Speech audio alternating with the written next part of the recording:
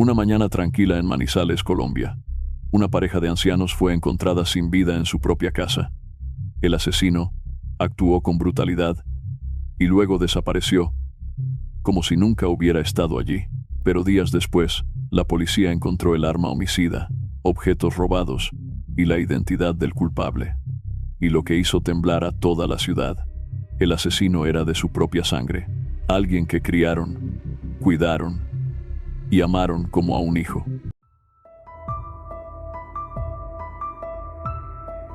Jaime Mendoza, de 87 años, y Miriam Parra, de 69. Su historia se remontaba a la Manizales de los años 80, donde nació una relación marcada por el afecto y la estabilidad. A pesar de la diferencia de edad, ambos decidieron compartir la vida y lo hicieron con dedicación, cumpliendo la promesa de permanecer juntos hasta el final. Miriam era una mujer alegre y familiar, recordada por quienes la conocieron como carismática y cercana. Jaime, por su parte, había tenido un matrimonio anterior antes de comenzar una nueva etapa con ella. Con esfuerzo, construyeron un hogar, tuvieron un hijo y alcanzaron prosperidad económica gracias al trabajo de Jaime como ingeniero químico en una empresa reconocida de Manizales. Su buena posición le permitió no solo mantener a su familia, sino también apoyar a los parientes de Miriam, que no contaban con los mismos recursos. Sin embargo, el bienestar material no los protegió de la tragedia. Años después, su único hijo enfermó gravemente. Fue hospitalizado por unos días, pero su estado se complicó y falleció, dejando un vacío profundo en la pareja. En 1994, la vida volvió a darles un motivo para sonreír a Jaime Mendoza y Miriam Parra con el nacimiento de su segundo hijo, Luis Santiago. La llegada del niño trajo una nueva luz al hogar, y la pareja, conocida por su carácter afectuoso, volcó en él todo el amor que tenía para dar. Su crianza fue marcada por la dedicación y la ternura, a pesar del dolor que aún cargaban por la pérdida de su primer hijo. Durante 25 años, la familia vivió en una casa del barrio La Carola, en el norte de Manizales.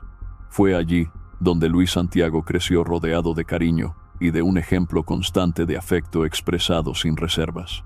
En ese entorno, aprendió a valorar el amor sincero y a demostrarlo abiertamente, a través de gestos simples como un abrazo o una palabra oportuna. Sin embargo, la noche del 4 de julio del año 2021, la calma que reinaba en ese hogar se desvaneció de forma abrupta y trágica.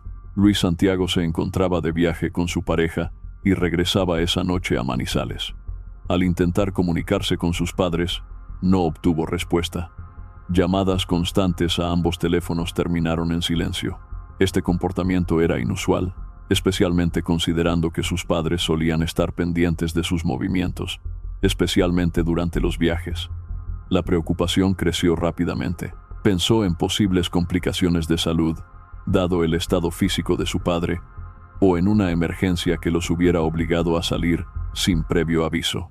Viajó toda la noche y, al llegar a Manizales al día siguiente, se dirigió directamente a la casa familiar. Al llegar, no obtuvo respuesta a sus llamados en la puerta. La falta de comunicación, el silencio total y el hecho de que ninguno contestara sus teléfonos generaron una sensación de angustia creciente. Uno de los vecinos, Jaime, observó su desesperación. Con la ayuda de otro vecino, lograron una escalera y rompieron un vidrio para acceder al interior de la vivienda. Fue entonces cuando se desató la pesadilla. Desde la ventana, al asomarse, Luis Santiago se enfrentó a una escena devastadora. Sus padres habían sido asesinados. El cuerpo de Jaime Mendoza fue hallado en su habitación, mientras que el de Miriam Parra yacía en la cocina. Luis Santiago había perdido el pilar de su vida. La ausencia de sus padres no solo le dejó un vacío emocional profundo, sino también una sensación de desconcierto. A pesar de su edad avanzada, nunca imaginó que no estarían más con él, y menos de una forma tan violenta. La policía de Manizales inició la investigación de inmediato. El caso quedó en manos del subintendente Julián Bedoya. La primera acción fue acudir al lugar de los hechos y comenzar a reconstruir las últimas horas de vida de Jaime Mendoza y Miriam Parra. Al entrevistar a los vecinos, todos coincidían en lo mismo. La pareja no tenía conflictos con nadie. Eran personas reservadas, que rara vez salían de casa y mantenían una rutina tranquila. Por el estado en que fueron encontrados los cuerpos la mañana del 5 de julio de 2021, los investigadores dedujeron que el homicidio había ocurrido la noche anterior. Sin embargo, ningún vecino escuchó ruidos ni notó movimientos sospechosos. No hubo testigos ni indicios externos. Pese a la falta de información directa, un elemento comenzó a orientar la investigación: el perfil económico de las víctimas. Jaime Mendoza, pensionado, contaba con una situación financiera estable, y la casa se encontraba completamente revuelta, como si alguien hubiera buscado objetos de valor. Eso llevó a la policía a considerar el robo como posible móvil. Esa hipótesis se fortaleció cuando, al revisar su habitación, Luis Santiago notó la ausencia de una bicicleta y otros elementos menores. Parecía un robo que había salido mal. Una entrada forzada que terminó de manera fatal al no encontrar lo que buscaban. Para el subintendente Bedoya, era probable que los responsables, al frustrarse, hubieran decidido asesinar a la pareja. Sin embargo, había un detalle inquietante que hacía dudar de esa teoría: la brutalidad con la que se cometió el crimen. No era común que un simple ladrón actuara con tanta sevicia. El nivel de violencia no encajaba con un robo impulsivo. Algo más debía haber detrás. La investigación, entonces, comenzó a tomar un giro inesperado. A simple vista, las víctimas no tenían enemigos, tampoco su hijo. Nada en sus vidas parecía justificar un desenlace tan atroz, aunque la primera hipótesis del investigador Julián Bedoya apuntaba a un posible hurto. Al analizar la escena del crimen, surgieron varias dudas. Los cuerpos de las dos víctimas fueron encontrados en posiciones que no indicaban signos de alerta. La mujer estaba junto a la estufa, aparentemente cocinando, y el hombre se encontraba en su cama. Esto sugería que no se trataba de un ataque por sorpresa, sino que probablemente la persona responsable ya se encontraba dentro de la vivienda y era alguien cercano a ellos. Tampoco se observaron signos de violencia en los accesos. La puerta no estaba forzada, ni las ventanas presentaban daños. Además, no se halló el arma homicida en el lugar de los hechos. Otra gran incógnita era que, si se trataba de un robo, ¿por qué solo se habían llevado un expositor y una bicicleta? Dentro de la casa, había objetos de mucho mayor valor que no fueron tocados. Entre ellos, una suma considerable de dinero en efectivo, 6 millones de pesos, que Jaime Mendoza había retirado días antes con la ayuda de su mejor amigo, y que estaba guardada en una de las mesas de noche, a plena vista. Cualquier ladrón, razonó el subintendente Bedoya, se habría llevado ese dinero. Por esa razón, el equipo investigador comenzó a descartar el hurto como móvil principal y se enfocó en considerar otra hipótesis. La violencia con la que fueron asesinados hacía pensar en un ataque cargado de odio personal. Por ello, la investigación se centró en determinar si alguno de sus familiares o amigos cercanos podía tener un motivo para quitarles la vida. Luis Santiago, hijo de la pareja, pronto se convirtió en el foco de atención. Era la única persona que convivía con ellos en la residencia y quien reportó el hallazgo de los cuerpos, un hecho que, según el investigador Bedoya, suele colocar al denunciante como el primer sospechoso. De acuerdo con su versión, Santiago había salido de la ciudad el 25 de junio de 2021, rumbo a Neiva, acompañado de su novia. Aseguró haber regresado a Manizales la mañana del 5 de julio y dirigirse directamente a la casa familiar. Al no recibir respuesta al tocar la puerta, accedió a la vivienda con la ayuda de los vecinos, donde encontró los cuerpos de sus padres. Para la policía, surgió entonces una primera duda. ¿Por qué no ingresó a la casa de inmediato? ¿Acaso no tenía las llaves? Santiago explicó que por distracción las había olvidado dentro de la casa. Al preguntarle por su ubicación, indicó el lugar exacto. Y efectivamente, las llaves fueron halladas allí por el investigador Bedoya. Sin embargo, persistía una inquietud entre los agentes. El hecho de que el crimen se produjera justo durante la ausencia de Santiago resultaba, cuanto menos, llamativo. La coincidencia entre su viaje y el momento del asesinato generó sospechas. Al no encontrarse dentro de la residencia, se consideró que posiblemente pensaba que no sería sospechoso. Sin embargo, para la policía, tanto la situación como su actitud resultaban sospechosas. Según el investigador, durante el hallazgo de los cuerpos no se mostró afectado, sino más bien frío, lo que llamó la atención, considerando que se trataba del hijo de las víctimas y de una escena muy fuerte. A pesar de que afirmaba no estar en sus cabales, como si estuviera actuando en modo automático, su versión seguía generando dudas para la policía. Se inició entonces la verificación de su paradero en la fecha de los hechos, específicamente si se encontraba en la ciudad de Neiva. Cada detalle de su testimonio debía ser corroborado. Manifestó que había llegado a Manizales minutos antes de encontrar los cuerpos. Por ello, la policía se trasladó al terminal de Manizales para verificar la información. Al revisar las cámaras de seguridad, obtuvieron imágenes que mostraban que Luis Santiago había llegado al terminal el 5 de julio de 2021. Aproximadamente a las 8 de la mañana, justo antes de dirigirse a la casa, donde encontró los cuerpos de sus padres. Sin embargo, no se descartaba la posibilidad de que, aunque no estuviera presente en el momento del crimen, pudiera haber tenido algún tipo de participación o incluso haber ordenado que ocurrieran los hechos. En ese momento, no fue descartado como posible autor intelectual. Como en toda investigación, correspondía al subintendente Bedoya establecer cuál podría ser el móvil.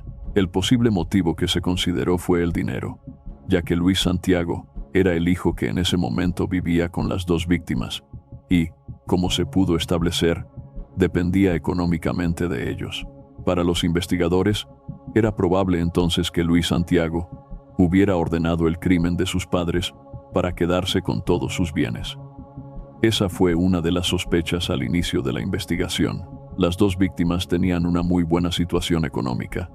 Poseían propiedades como su casa, su vehículo y otras pertenencias, que beneficiarían directamente a Luis Santiago en caso de que sus padres llegaran a faltar. Sin embargo, para muchos, era impensable hacerle daño a las personas que más se ama en la vida. Resultaba difícil imaginar que alguien pudiera hacerle daño a dos ancianos indefensos. La policía, no obstante, decidió escudriñar más sobre la relación entre Santiago y sus padres. Al indagar más a fondo sobre el núcleo familiar, se pudo establecer que los padres eran muy exigentes con él. Todo debía hacerse de manera perfecta, y esa presión generó en Santiago molestia en varias ocasiones. Según Natalia Hurtado, sobrina de Miriam, se trataba de los típicos conflictos entre padres e hijos. Comentarios como «Santiago es muy grosero» o «mi mamá me cansona» eran, según ella, situaciones normales que se presentan en cualquier tipo de relación familiar. A pesar de esas peleas, Natalia afirmó que la relación entre sus tíos y Santiago era muy amorosa. Lo que se percibía era que Santiago siempre había sido cariñoso y sus tíos lo amaban por encima de todo. Siempre querían lo mejor para él. Durante el transcurso de la investigación, tanto familiares como amigos de las víctimas confirmaron que Santiago siempre había sido un buen hijo con sus padres, Jaime y Miriam. La relación era completamente amorosa. Nadie en su entorno sospechaba de él, por lo que los investigadores empezaron a contemplar otros posibles sospechosos. Considerando cómo fue hallada la escena del crimen, se pensó que podría tratarse de alguien conocido y cercano a las víctimas. La policía entonces empezó a indagar dentro del entorno familiar quién podría haber cometido un hecho así. Al hacerle esta pregunta a Natalia, sobrina de Miriam, ella sorprendió con su respuesta. De inmediato señaló a un primo, Luis Felipe Parra Naranjo, un joven de 27 años, sobrino de Miriam. Natalia manifestó que esta persona era agresiva, consumía estupefacientes y se mostraba constantemente a la defensiva. Para ella, Luis Felipe no se encontraba en sus 5 sentidos, aunque él había crecido muy cercano a la familia. Con los años, según Natalia, se había convertido en alguien peligroso. No sabía si era por las sustancias que consumía o por las personas con las que se rodeaba, pero ya no era la misma persona con la que ella se había criado. En el mismo velorio de Jaime y Miriam, ocurrió algo que, según Natalia, aumentó aún más sus sospechas hacia su primo. Recordó que, al verlo, la única persona que él abrazó fue a ella, y al hacerlo, Natalia afirmó que sintió el cuchillo de la vida al recibir ese abrazo. ¿Por qué tenía que estar armado en pleno velorio, y precisamente con el mismo tipo de arma con la que asesinaron a sus tíos? Pensó Natalia. Le generó un gran malestar, aunque en ese momento no tuvo una reacción fuerte frente a él. Sin embargo, más tarde acudió a la policía para contar lo sucedido. Natalia dejó claro que, si hubo participación de algún familiar, en su opinión, solo podía haber sido su primo Luis Felipe. Con esa información, las autoridades contaban con otro sospechoso: Luis Felipe Parra Naranjo. Por esa razón, el joven fue citado a las instalaciones de la SIJIN, en calidad de testigo, con el objetivo de indagar qué conocimiento tenía sobre los hechos.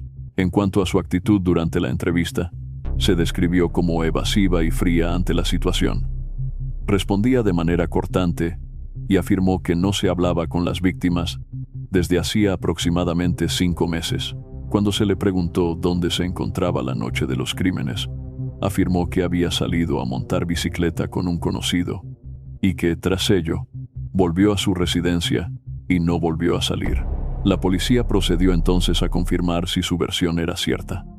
Para ello, comenzaron a revisar las cámaras de seguridad del sector donde residía Luis Felipe. Los videos revelaron que su relato no era del todo verdadero. Aunque pasó buena parte del día en casa, para el día de los hechos sí se había ausentado de su residencia. Además, cuando se le pidió información sobre la persona con la que supuestamente había salido a montar bicicleta, no proporcionó nombre ni ubicación. De forma evasiva, sostuvo que era alguien que vivía fuera de la ciudad. El principal sospechoso pasó a ser entonces Luis Felipe Parra Naranjo, sobrino de Miriam, quien, según los familiares de las víctimas, era una persona violenta y peligrosa. El interrogante que debía resolver el subintendente Bedoya ahora era cuál sería el motivo que tendría Luis Felipe para atentar contra sus propios tíos. Natalia, sobrina de las víctimas, no dudó al respecto. Afirmó que una persona resentida puede llegar a matar a cualquiera, sin importar si los quiere o no. Según su testimonio, Luis Felipe guardaba un fuerte rencor hacia la familia, ya que sus padres no podían ofrecerle las mismas comodidades de las que gozaban sus primos. Luis Felipe había crecido con un sentimiento de resentimiento social, culpando a la sociedad, al mundo y a todos, por lo que le pasaba o no le pasaba. Con el tiempo, comenzó a exteriorizar esa inconformidad entre todos los primos, según Natalia. Luis Felipe se comparaba especialmente con Santiago, el hijo de Jaime y Miriam. Ambos habían crecido juntos, como amigos, como hermanos. Si uno tenía algo, el otro también lo quería. Si a Santiago le compraban un Xbox, Luis Felipe exigía uno igual o mejor. Para Natalia, esa competencia se volvió una bola de nieve que fue creciendo con los años. Según contó Santiago, el resentimiento de Luis Felipe aumentó cuando él ingresó a la universidad y comenzó a avanzar profesionalmente, mientras que Luis Felipe se estancaba. Aunque había tenido oportunidades, no supo aprovecharlas. Toda la familia, especialmente Miriam Parra, apoyaba a Luis Felipe. Ella le ayudaba con un tratamiento de ortodoncia. Le compraba un celular y le hacía regalos. A veces incluso le pedía que no le contara a Santiago para evitar celos. Pero según Santiago, nada parecía ser suficiente. Luis Felipe comenzó a adoptar actitudes violentas y Santiago se fue alejando, ya que no le gustaban los conflictos. A pesar del distanciamiento, las comparaciones dentro de la familia persistían.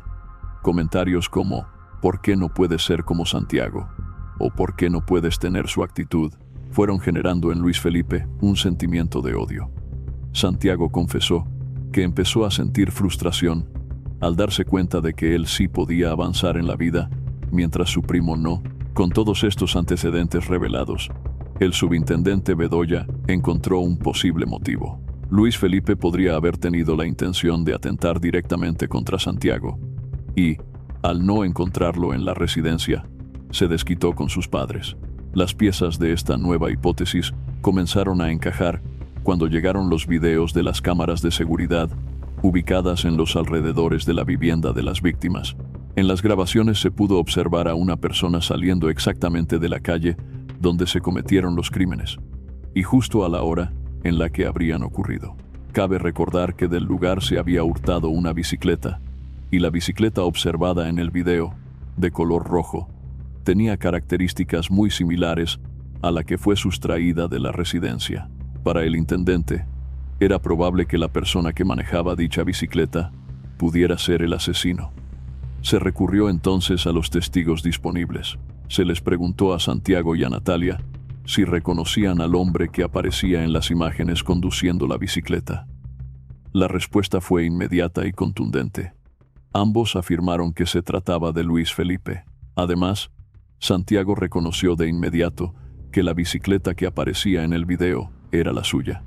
Con esta información, se solicitó a la Fiscalía una orden de allanamiento para la vivienda de Luis Felipe. Los hallazgos en el lugar fueron irrefutables. Dentro del inmueble se encontró el Xbox reportado como robado la noche de los asesinatos, un disco duro perteneciente a Santiago, una billetera de la señora Miriam, un celular también de una de las víctimas, y un arma blanca que, a simple vista, presentaba manchas de sangre. Uno de los testigos, Sebastián Castaño, reveló que la noche de los asesinatos, Luis Felipe le pidió un favor particular. A eso de las 8:30 de la noche, llegó y le solicitó que le guardara una bicicleta. Sebastián accedió sin problemas en ese momento. Desde entonces, según su testimonio, Luis Felipe nunca volvió a recogerla. Ante la sospecha de que algo andaba mal, los vecinos alertaron a las autoridades. La policía, junto con el investigador Bedoya, continuó con la investigación y, en ese momento, se procedió con la orden de captura. El 8 de julio de 2021, una semana después de los crímenes, Luis Felipe Parra fue capturado por la policía de Manizales. La detención se realizó por los delitos de homicidio agravado y hurto calificado. El intendente David Sánchez, de la SIJIN de Manizales, fue quien ejecutó la captura, la cual quedó registrada en video. Durante el procedimiento, se le notificó la orden de captura por los delitos mencionados. Luis Felipe no adoptó ninguna actitud evasiva. Dentro de la casa de Luis Felipe, los investigadores encontraron al padre del acusado, quien entregó a las autoridades prendas de vestir y un par de zapatos con manchas de sangre hallados en el centro de la vivienda. Las prendas fueron sometidas a análisis forense y se determinó que la sangre correspondía a las víctimas del doble homicidio. Con esta lista de pruebas, la Fiscalía Octava Seccional de Manizales imputó a Luis Felipe Parra los delitos de homicidio agravado por el asesinato de sus tíos, Miriam Parra y Jaime Mendoza, y hurto calificado por los elementos robados. En un primer momento, el acusado no aceptó los cargos y negó haber salido de su residencia la noche de los hechos. Sin embargo, al conocer todas las pruebas que tenía la Fiscalía en su contra, decidió llegar a un acuerdo y aceptar los cargos. Tras obtener una rebaja de pena, fue condenado a 20 años de prisión. Algunas personas cercanas a las víctimas manifestaron su decepción, considerando la condena insuficiente ante la brutalidad del crimen cometido. Señalaron que, tratándose de un asesinato con sevicia y contra personas indefensas, la justicia fue débil. El investigador Bedoya logró reconstruir lo que habría ocurrido la noche del 4 de julio, en la casa de los esposos Jaime Mendoza y Miriam Parra. Según su análisis, doña Miriam habría ofrecido algo de tomar a su agresor, ya que cuando fue hallado su cuerpo, la estufa seguía encendida. Todo indicaba que estaba preparando algo, posiblemente chocolate, cuando fue atacada por la espalda. Después de cometer el primer crimen, el agresor se dirigió al segundo piso de la vivienda. Allí se encontraba don Jaime, quien también fue asesinado. De los 3 espacios de la casa, Luis Felipe solo hurtó elementos de valor que se encontraban en el cuarto de Santiago, lo cual, según el investigador, tuvo una razón clara. Existía un odio y una envidia evidentes hacia él. Desde la perspectiva de Santiago, Luis Felipe habría sido capaz de cometer estos actos por rencor. Al sentirse rechazado y excluido de su vida, habría buscado causar el mayor daño posible. Si tuviera la oportunidad de decirle algo a Luis Felipe, Santiago solo expresaría decepción. Nunca pensó que alguien a quien quiso pudiera hacer tanto daño. Una envidia mortal que terminó por oscurecer la felicidad y armonía de toda una familia. ¿Has visto alguna vez cómo los conflictos familiares mal manejados pueden generar consecuencias graves? En momentos difíciles, los recuerdos familiares cobran más valor. ¿Qué momento especial recuerdas con cariño de tu infancia? En tiempos de adversidad, muchas familias encuentran fuerza en la unión. ¿Qué valores crees que ayudan a mantener esa unión?